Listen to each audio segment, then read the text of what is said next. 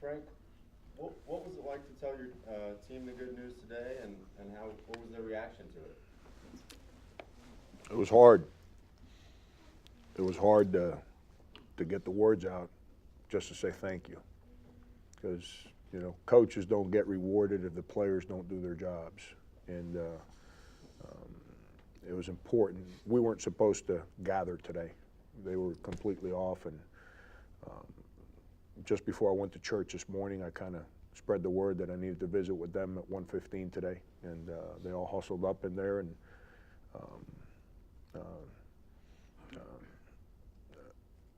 it was. I knew I was going to have a tough time getting the words out, but it was great.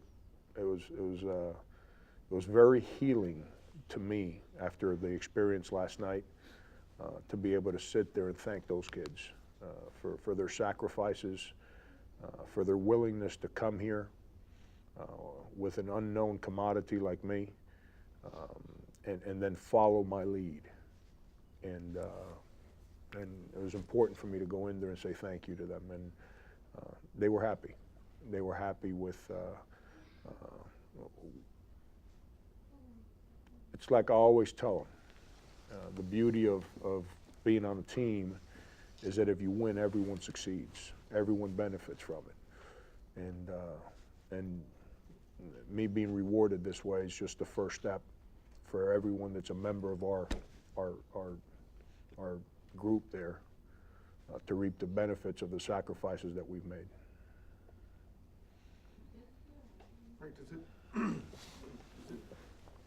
mean even more that it's this place with so many legendary coaches that is giving you this, new contract, and you get to follow so many big names in the business? Fitz, when we got here, I didn't know much about K-State. I've told you that before. I knew the players that had played here. They were from South Florida. I knew Lon Kruger, but I didn't know much about the history. And I remember my first day walking through this office. Hugs introduced me to a gentleman that extended his hand and asked who I was. And Hug said, "He's my assistant."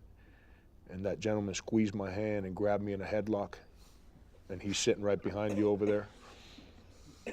And from that day forward, I started to understand just what a special place this is, the kind of just environment that K-Staters have created for the people involved in their basketball program.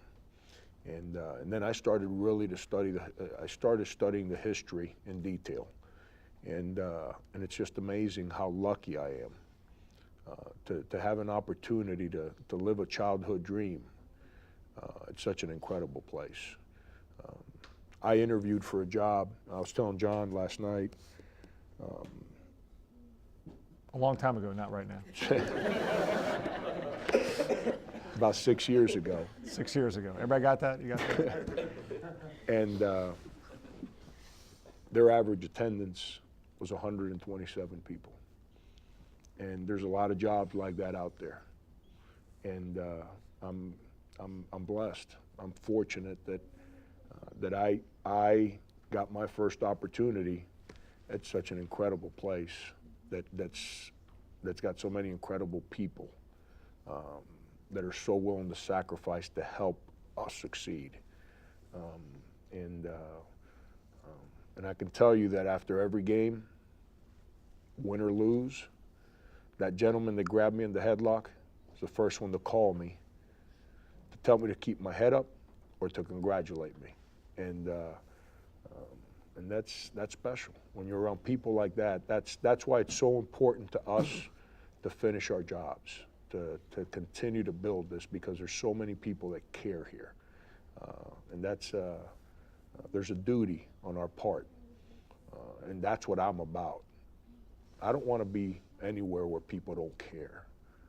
I want to be where people care, and people are willing to sacrifice, and that's what I enjoy, and that's what K-State's all about. Frank, I know you're not in it for the awards, but talk about what it means to you to be recognized as Coach of the Year. That means that those guys in the back of the room are just loyal and work their hearts out. You know, I just rant and rave on the sidelines, and then I sit around and talk about it. They're the ones that do all the work. They're the ones that are on those phones 24 hours a day. They're the ones that are on planes, away from their families 3 times a week. They're the ones that spread the word. And then they got to come back and then coach these guys every day. And not just coach them for 2 hours of practice now. Coach them for 24 hours a day. And that's all it means. It means that we've got an unbelievable staff and a tremendous group of kids in that locker room that are also willing to sacrifice. And that's what teams are all about. Austin, I'd just like to add on your question a couple things about that because I think this award is incredibly significant and a true testament to Coach Martin, our fans, our staff, and definitely our student athletes.